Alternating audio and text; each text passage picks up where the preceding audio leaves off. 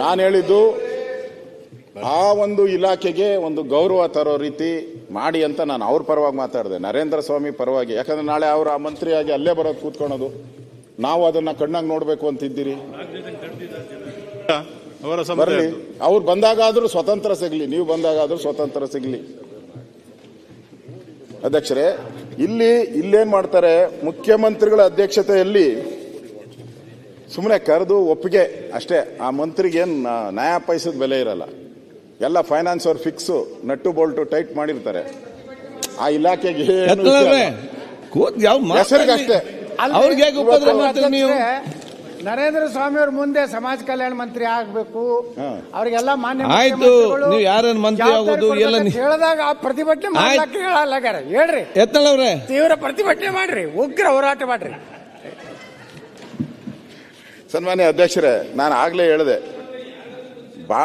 ಬಹಳ ಹಣ ಈ ಇಲಾಖೆಗೆ ಸೇರಿದ ಬಹಳ ಹಣನೂ ಕೂಡ BMTC ಕೊಟ್ಟಿದ್ದಾರೆ. ಸುಮಾರು 34.25 ಕೋಟಿ, NWKSRTCಗೆ 28 ಕೋಟಿ. ಇದರಿಂದ ಹೌದು, KSRTC 42, KSRTC ಅದು 72 ಕೋಟಿ. ಎಸ್ಟಿದು ಬೇರೆ ಕೊಟ್ಟಿದ್ದಾರೆ, ಎಸ್ಟಿದು ಬೇರೆ ಕೊಟ್ಟಿದ್ದಾರೆ. ಅಂದ್ರೆ ನಾವು ಈಗ ಮುಖ್ಯಮಂತ್ರಿಗಳು ಅವರು ಸಮರ್ಥರಿದ್ದಾರೆ, ಅವ್ರು ಹೇಳ್ತಾರೆ, ಏನಪ್ಪ ನಿನಗೆ ಲೆಕ್ಕ ಗೊತ್ತಾ, ನಾವು ಕೊಡುವಾಗ 2-2 ಸಾವಿರ ಕೊಟ್ರಲ್ಲ, ಲೆಕ್ಕ ತಗೊಂಡಿದ್ದೀರಿ, ಅದರಲ್ಲಿ SC ಎಷ್ಟು ಜನ ಇದ್ದಾರೆ, ST ಅವ್ರಿಗೆ ಕೊಟ್ಟಿದ್ದೀರಿ ನಾವು ಅಂತ ಹೇಳ್ತಾರೆ 100%. ಈ ಬಸ್ಸಾಗಿ ಹೋಗೋರ್ನ ಹೆಂಗೆ ಹಿಡಿತೀರಾ? ಈಗ ಅವ್ರು SC-ನ ಆ ಮಹಿಳೆಯರು ಯಾರು ಹೆಂಗೆ, ಏನು ಸಾಧ್ಯನೇ ಇಲ್ಲಲ್ಲ. ನೀವು ಅಂದಾಜು ಕೊಡಕ್ಕೆ ಈ ಒಂದು ಸೆಂಟ್ರಲ್ ಗೌರ್ಮೆಂಟ್ ಪ್ಲಾನ್ ಏನಿದೆ ಬಂದ್ರೆ ತಾವೇ ಅದರ ಬಗ್ಗೆ ನಾನೇ ಕಾಯ್ದೆ ತಂದಿದ್ದೀನಿ ಅಂತಾರೆ. ಹಂಗೆ ಕೊಡಕ್ ಪ್ರಾವಿಷನ್ ಇಲ್ಲ ನಿಮಗೆ. ಡೈರೆಕ್ಟ್ ಆಗಿ ಆ ಸಮುದಾಯಕ್ಕೆ ಹೋಗ್ಬೇಕು. ಅಂದಾಜ್ ಏನು ಮಾಡಂಗೆ ಇಲ್ಲ ಇದರಲ್ಲಿ. ನೋ ಅಂದಾಜ್ ಮಾಡಂಗೆ ಇಲ್ಲ. ನೀವು ಅಂದಾಜ್ ಮೇಲೇನೆ ಎಲ್ಲ ಕೊಟ್ಬಿಟ್ಟಿದ್ದೀರಾ. ಇದು ತಪ್ಪು. ಅದರಿಂದ ನಾನು ಈಗಾಗಲೇ ಹೇಳಿದ್ದೀನಿ ಅವರಿಗೆ, ಏನಪ್ಪ ಅಲ್ಲ, ಅವರು ಈಗಾಗಲೇ ಕೊಟ್ಟಿದ್ದಾರೆ. ಯಾವುದು ಶಕ್ತಿ ಯೋಜನೆಗೆ 812 ಕೋಟಿ ಕೊಟ್ಟಿದ್ದಾರೆ. ಇದರಿಂದ ಯಾವುದು SC ST ಹಣ. ಆಮೇಲೆ ಗೃಹಲಕ್ಷ್ಮಿಗೆ 5,075 ಕೋಟಿ ಕೊಟ್ಟಿದ್ದಾರೆ. ಅನ್ನಭಾಗ್ಯಕ್ಕೆ 2,779 ಕೋಟಿ ಕೊಟ್ಟಿದ್ದಾರೆ. ಇಲ್ಲ, ಜನರಲ್ ಆಗಿ ಕೊಟ್ಟಿರೋದು. ಗೃಹ ಜ್ಯೋತಿಗೆ 2,410 ಕೊಟ್ಟಿದ್ದಾರೆ. ಯುವ ನಿಧಿಗೆ 67 ಕೋಟಿ ಕೊಟ್ಟಿದ್ದಾರೆ. ಒಟ್ಟು 11,144.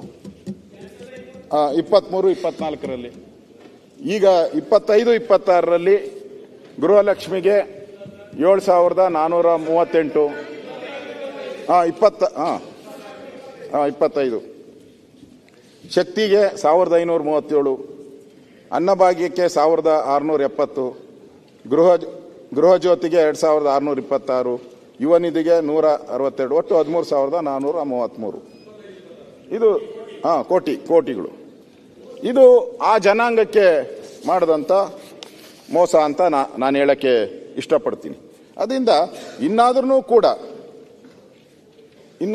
ಕೂಡ ಇವತ್ತು ನಾನು ಮುಖ್ಯಮಂತ್ರಿಗಳಿಗೆ ಗಮನಕ್ಕೆ ತಂದಿರೋದ್ರಿಂದ, ಯಾಕಂದ್ರೆ ನಮ್ಮ ಪ್ರಧಾನಿಯಾಗಿದ್ದಂಥವ್ರು ಅವ್ರು ಕೊಟ್ಟಿರೋಂಥ ಲೆಟ್ರು, ಇಂದಿರಾ ಗಾಂಧಿ ಅವರು ಬರೆದಿರೋ ಪತ್ರನ, ನಂದು ಬೇಡ, ಆ ಪತ್ರನ ನೋಡಿ ನೀವು ಆ ಮಹಾರಾಷ್ಟ್ರದ ಮಾಡಲ್ ತಗೊಂಬನ್ನಿ. ಆ ಇಲಾಖೆಗೆ ಒಂದು ಸ್ವತಂತ್ರತೆ ಕೊಡಿ. ಯಾರೇ ಮಂತ್ರಿ ಆಗಲಿ, ಮುಂದೆ ಮಂತ್ರಿ ಆಗೋರು ಯಾರಾದರೂ ಕೂಡ ಅವರು ಧೈರ್ಯವಾಗಿ ಸಮಾನವಾಗಿ ಮುಖ್ಯಮಂತ್ರಿ ಯಾವ ರೀತಿ ಬಡ್ಜೆಟ್ ಮಾಡ್ತಾರೋ ಆ ರೀತಿ ಅವರು ಕೂಡ ಒಂದು ಬಡ್ಜೆಟ್ ಮಾಡಲಿ. ಬಡ್ಜೆಟ್ ಮಾಡಲಿ. ಎಲ್ಲ ಇಲಾಖೆಯವ್ರನ್ನ ಕರೀರಿ, ಎಲ್ಲ ಇಲಾಖೆಯ ಸೆಕ್ರೆಟರಿನ ಕರೀರಿ. ನಿನ್ಗೆ ಎಷ್ಟು ದುಡ್ಡು ಬೇಕಪ್ಪ, ನಿನ್ನ ಅವಶ್ಯಕತೆ ಏನಿದೆ, SCಗೆ ಏನು ಮಾಡ್ತೀಯಾ, ಅವ್ರ ಅಭಿವೃದ್ಧಿಗೆ ಹೆಂಗೆ ನೀನು ಜಾರಿಗೆ ತರ್ತೀಯಾ, ಅವರ ಉದ್ಧಾರ ಹೆಂಗ್ ಮಾಡ್ತೀಯಾ ಅಂತ ಅವ್ನು ಕನ್ವೀನಿಯನ್ಸ್ ಆದ್ರೆ ಅವ್ರಿಗೆಲ್ಲರಿಗೂ ದುಡ್ಡು ಕೊಡ್ಲಿ. ಮುಖ್ಯಮಂತ್ರಿ ಅಲೋಕೇಶನ್ ಮಾಡ್ಬೇಕಷ್ಟೇ, ಉಳಿದಿದ್ದಲ್ಲ ಆ ಇಲಾಖೆ ಮಾಡಬೇಕು. ಆವಾಗ ಅವ್ರಿಗೆ ನ್ಯಾಯ ಕೊಟ್ಟಂಗಾಗ್ತದೆ. ಇನ್ನು